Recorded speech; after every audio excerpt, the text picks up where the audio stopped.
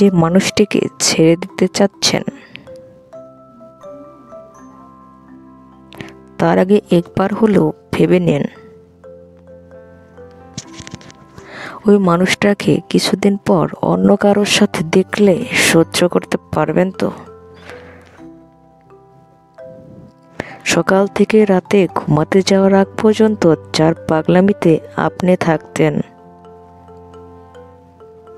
এক নজর দেখার জন্য যে আপনার জন্য অপেক্ষা করত,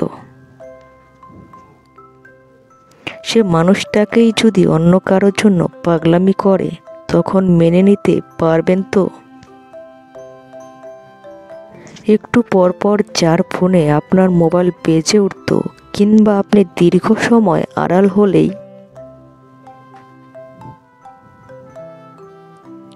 আপনার খোঁজ নেওয়ার জন্য ব্যাকুল হয়ে থাকতো, সেই মানুষটাকে যদি আপনার সাথে যোগাযোগ বন্ধ করে দেয়, তখন খারাপ লাগবে না তো আপনার? যদি আপনার খারাপ না লাগে কিংবা সহ্য করতে পারেন, মেনে নিতে পারেন, তাহলে মানুষটিকে ছেড়ে দিন। আর যদি বিন্দুমাত্র বুকের ভেতরে কষ্ট অনুভব হয়,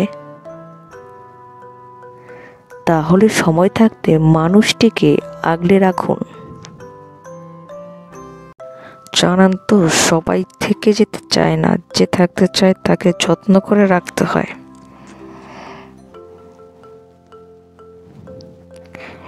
একজন গেলে আপনি আরেকজন পাবেন, কিন্তু ওই মানুষটাকে আপনি পাবেন না যাকে আপনি হারিয়ে ফেলেছেন।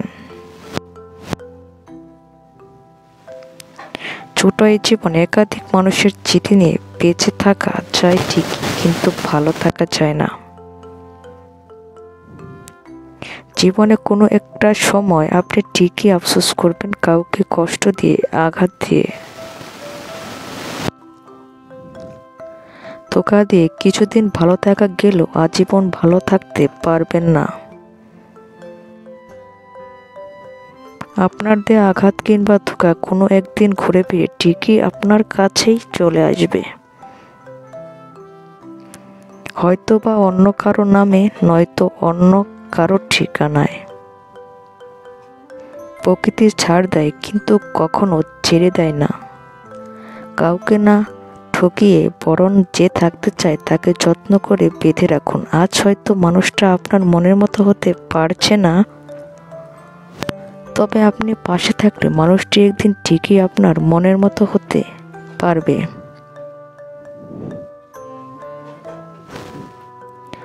পারফেক্ট কাউকে পাওয়ার চেয়ে পারফেক্ট কাউকে বানিয়ে নিতে পারাটাই সবচেয়ে বড় অর্জন।